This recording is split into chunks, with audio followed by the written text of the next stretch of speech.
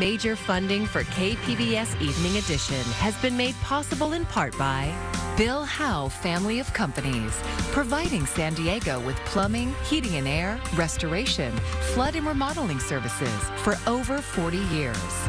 Call 1-800-BILL-HOWE or visit billhowe.com. And by the Conrad Prebys Foundation, Darlene Marco Shiley, and by the following.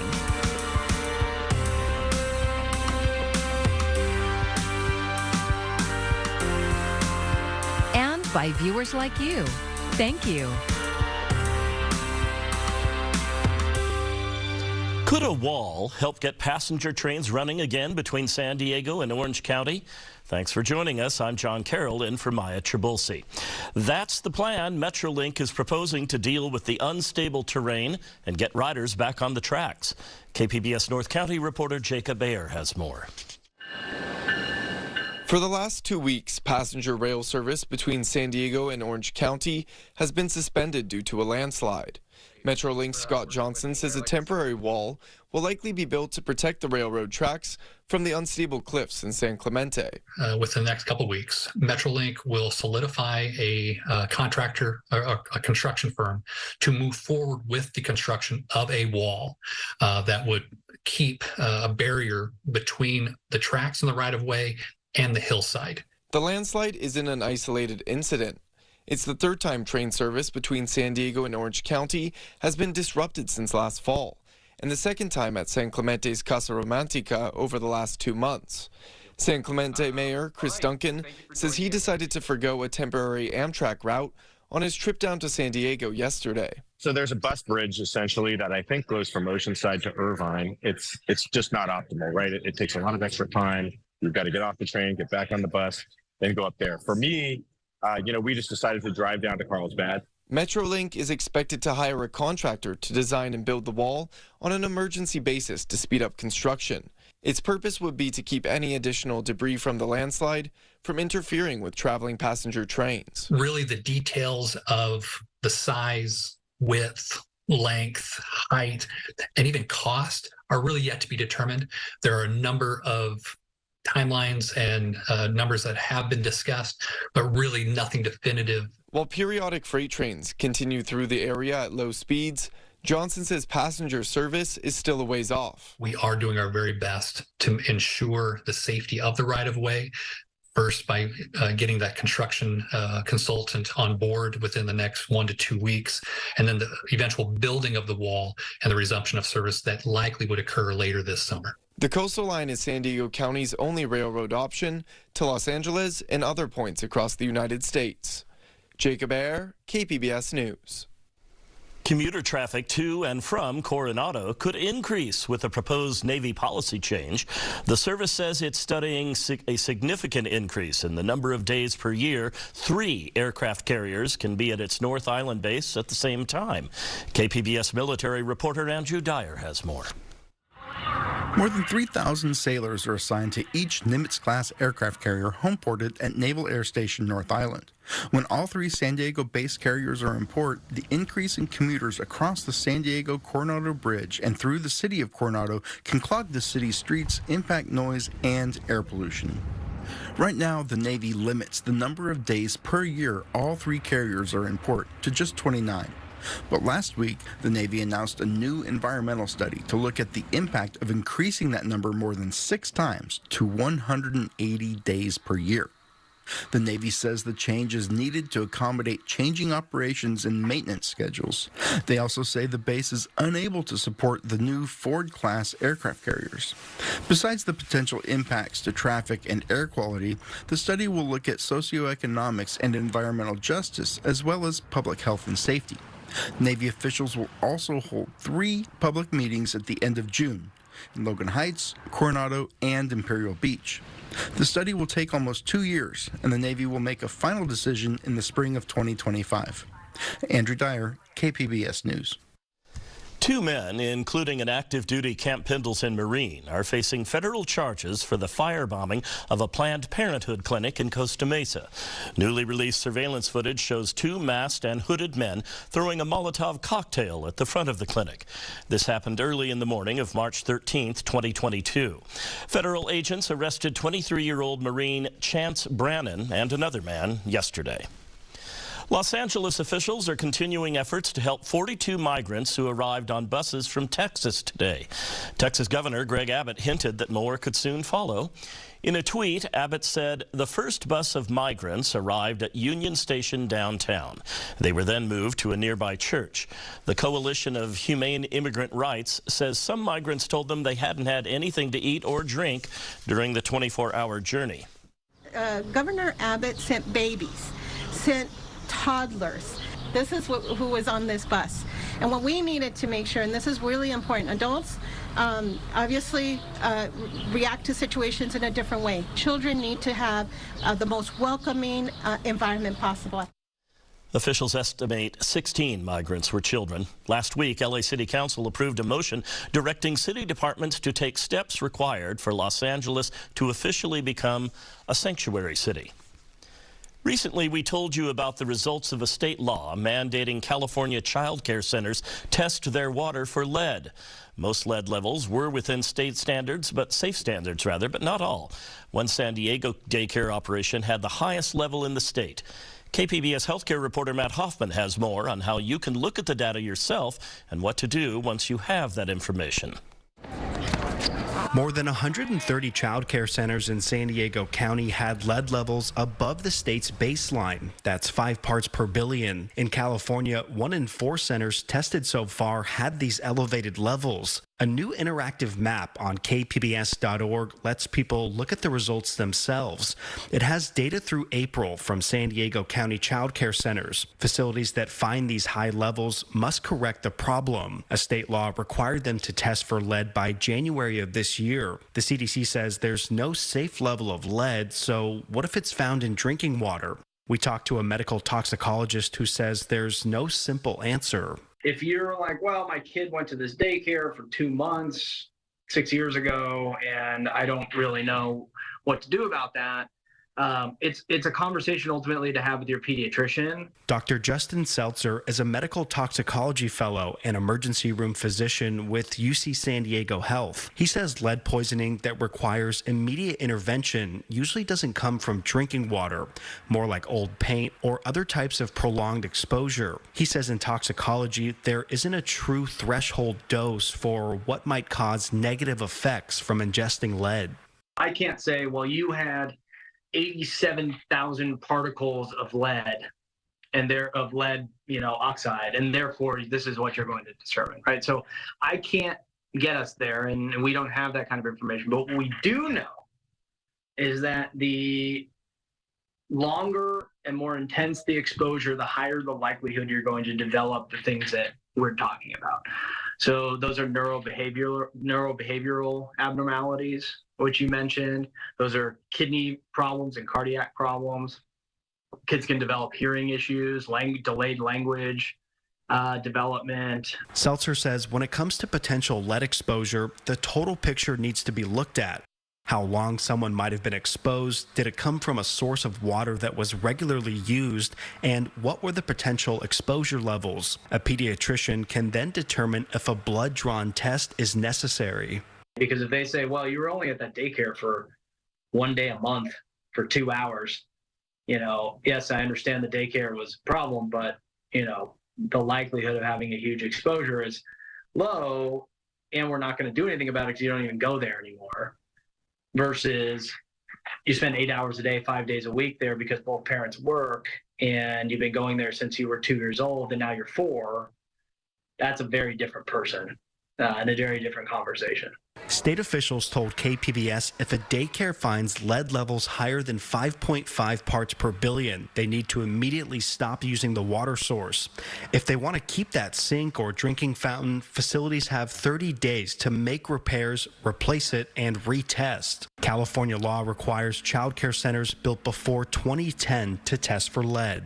Matt Hoffman, KPBS News. After nearly 2 months of service disruptions due to a workers' strike, MTS is considering a proposal to get bus routes up and running. The board of directors held a special meeting today. They discussed a proposal to offer third-party contractor Transdev an extra $1 million if they restore all bus routes. Many of the drivers gathered ahead of the meeting. They're pushing for clean restrooms on their routes, fair wages, and a stop to split shifts. Instead of dealing with the real issue, they threw money just like, corporate America would do. A Transdev representative was also at the meeting. He says the company has given the union the option to decide how to use the extra $1 million. Union leaders say they urged the board to create a subcommittee made up of community members. I'm Jeff Bennett. Tonight on the NewsHour, the United Nations top humanitarian official on the toll of conflicts around the world. Coming up at 7 after Evening Edition on KPBS. A school program in the San Francisco Bay Area has developed a new chatbot tutor. Its founder believes it could revolutionize education. Dustin Dorsey shows us how it works. How do students solve school's toughest problems? How to expand two binomials. They could search for an answer in a book, maybe even ask a teacher. At Bay Area-based educational organizations Khan Academy and Khan Labs, students are learning to solve problems themselves with an artificially intelligent tutor. So I guess now my first step would be to use the FOIL technique. Say hello to the AI chatbot tutor, Khanmigo. Khan Academy founder Sal Khan helped develop Khanmigo to be an extension of a teacher, offering personalized and immediate educational help for any student. We've always been thinking about how to make education more personalized, how to arm teachers with more information and make their lives easier as well, how to make students more engaged in their learning.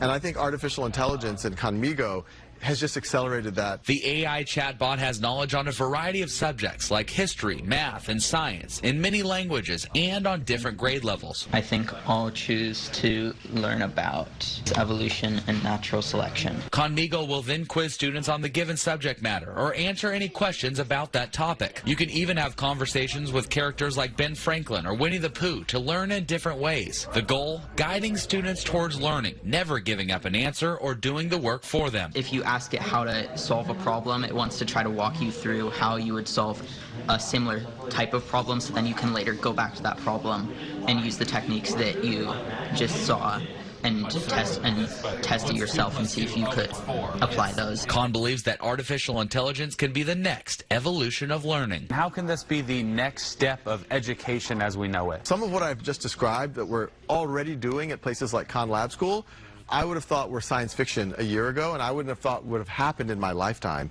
And that's literally happening in real classrooms already, and it's going to happen for tens, if not hundreds of thousands of students this coming school year. Price transparency. That's what Ticketmaster is promising after voluntarily agreeing to disclose all ticket fees on websites before checkout. As Gloria Pazmino explains, it's the result of an effort by the Biden administration to eliminate excessive fees across a range of industries. No more surprises at checkout. Entertainment giants Live Nation and Ticketmaster pledging to give U.S. consumers the ability to see the full price of their tickets up front, so you'll know what you're paying for before you get to the checkout page. This is an important start. Getting everyone at the table and getting their commitment to provide a better marketplace for consumers, which today is rigged against consumers, is critical. Representatives for major companies, including Live Nation, SeatGeek, Airbnb, TickPick, and others, gathering at the White House Thursday. The announcement marking Biden's latest effort to address economic issues that are top of mind for voters heading into the 2024 election. This is a win for consumers, in my view, and proof that our crackdown on junk fees has real momentum. The entertainment industry has been under a microscope in recent months, following scenes like this. God, please. There are those who are in the business of grabbing up all the tickets at face value and sending them to a secondary market where there's multiple costs added. That's what happened in the Taylor Swift situation. While Thursday's announcement may ease the shock factor at the end of your ticket purchase, consumer advocates say the public won't be protected until companies are faced with new laws. The problem is you can disclose everything, all the fees and all the costs, and still take consumers to the cleaners. Gloria Paspino, KPBS News. In February, President Biden that is, proposed the Junk Fee Prevention Act, targeting excessive online concert, sporting event, and entertainment ticket fees, airline fees for families sitting together on flights, early termination fees for phone and TV services, and surprise resort and destination fees. We know about those. More than 50 years ago, Farmer Bill Tall created the City Farmers Nursery in City Heights. Now, the city of San Diego has given the late Farmer Bill a special honor. KPBS reporter Melissa May tells us how his family is continuing his legacy. Right off the busy intersection of Home and Euclid Ave in City Heights is City Farmers Nursery. If you aren't looking for it, you might miss it. But it's been a part of the community for over 50 years. So every time I'd come to the nursery here or other people would come, it's a little bit of joy. I mean, there's the scenes, the sights, the scents. He made it a wonderful playland for kids. Bill Tall, better known as Farmer Bill in the community, passed away a little over 2 years ago. But his legacy lives on through the nursery and District 9's newest honorary street, Farmer Bill Drive, at the intersection next to the nursery. Bill didn't ask for much in his name. He was humble about that. He was so kind to so many different groups when they would host things at the house. Just overwhelming that's there. I bet he's got a tear in the corner of his eye. Every time I drive by that way, I kind of glance up and I think I'm always surprised. Like, it's just weird seeing your dad's name up there. Farmer Bill's son, Sam, is now the co-owner of the nursery. I think he used the nursery just to be able to connect with people. We had people that sent in cards that said, without meeting Farmer Bill, I don't think I'd be here. So yeah, it's just, he was more than just Farmer Bill. He meant a lot to a lot of people. According to Sam, his dad made an impact in the community through his help with school gardens and other ways than just donating money. He was such a big fan of, hey, if you need trees, you need soil, you want us to come out and talk about plant material or bugs to kids, that's where we love to help out. Oak Park resident Vicki Church first met Farmer Bill in the 80s and says he had an influence that stretched well beyond City Heights. This was real living. It wasn't like people were trying to get something to make their homes look like the lifestyles of the rich and famous. It was the real people of City Heights, the real people of Oak Park, the real people of San Diego. Melissa May, KPBS News.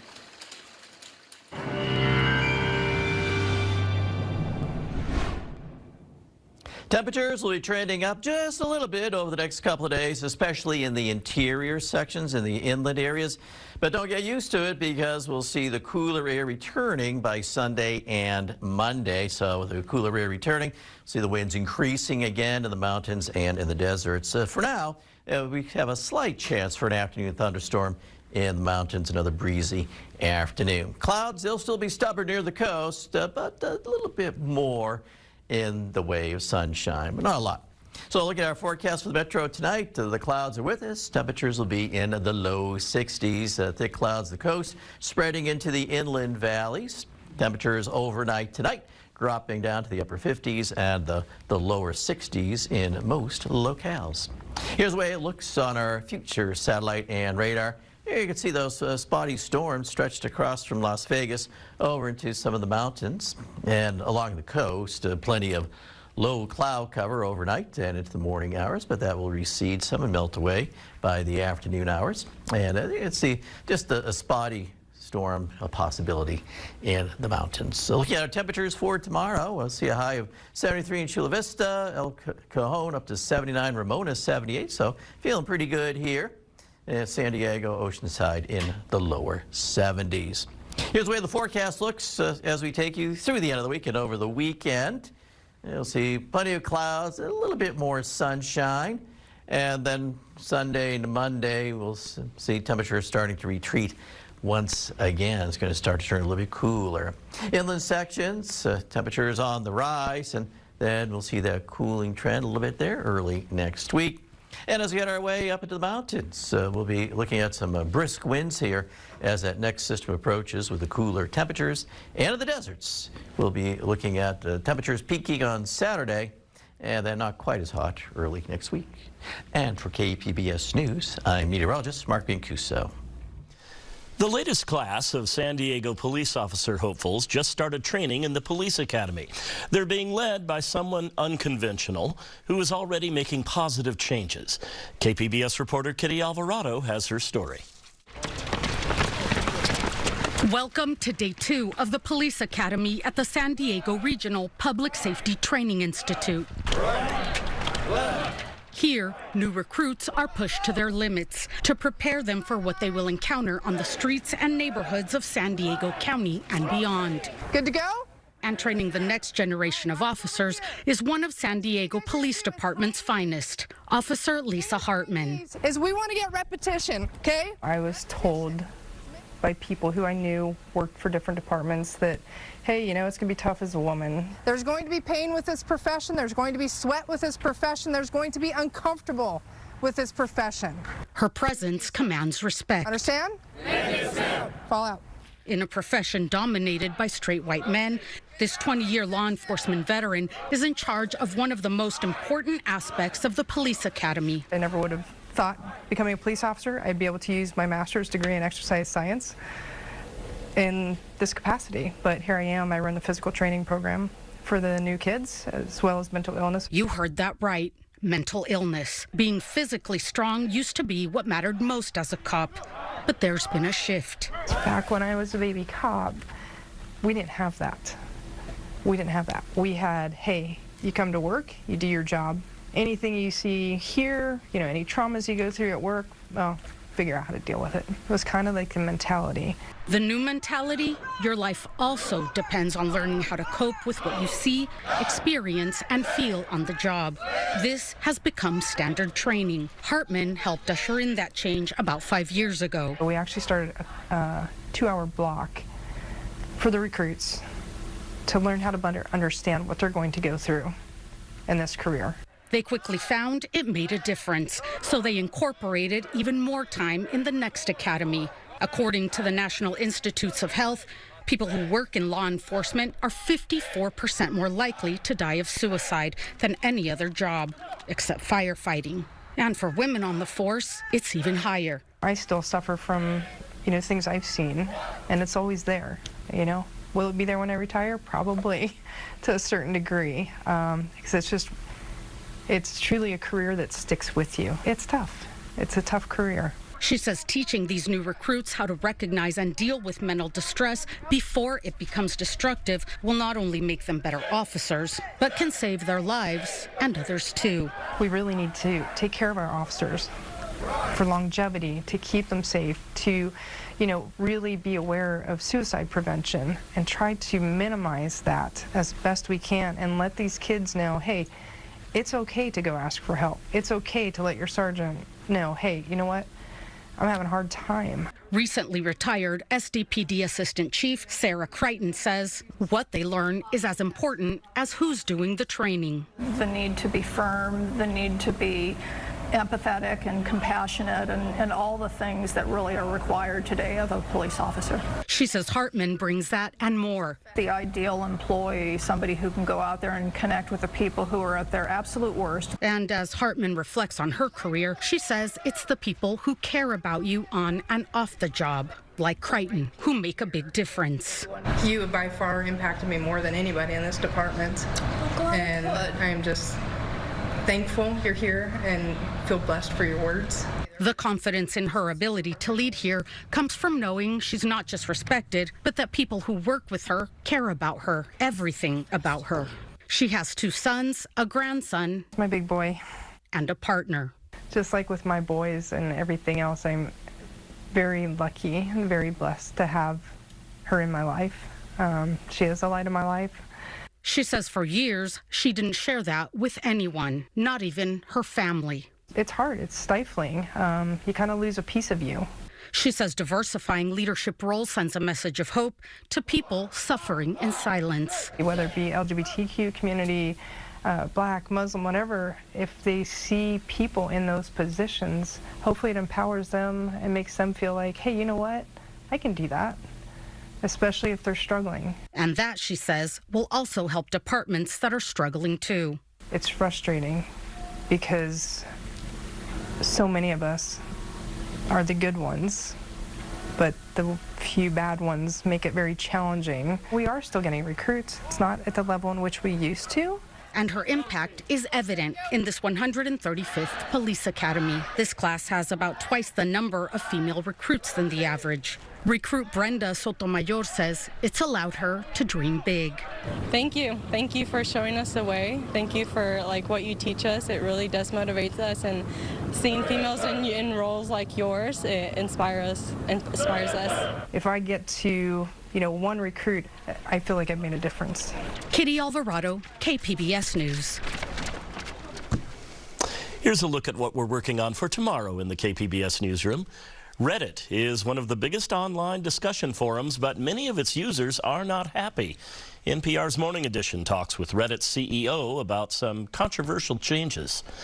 And KPBS Roundtable airs tomorrow at noon on KPBS FM. This week's topic is on the homeless camping ban passed by the San Diego City Council. And of course, you can find tonight's stories on our website, which is kpbs.org.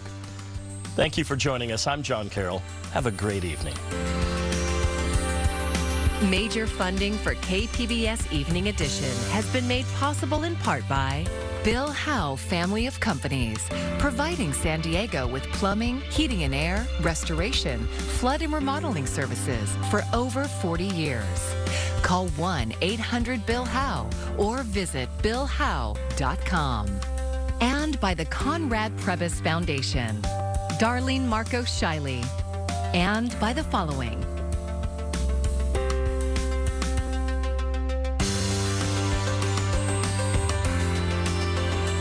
And by viewers like you. Thank you.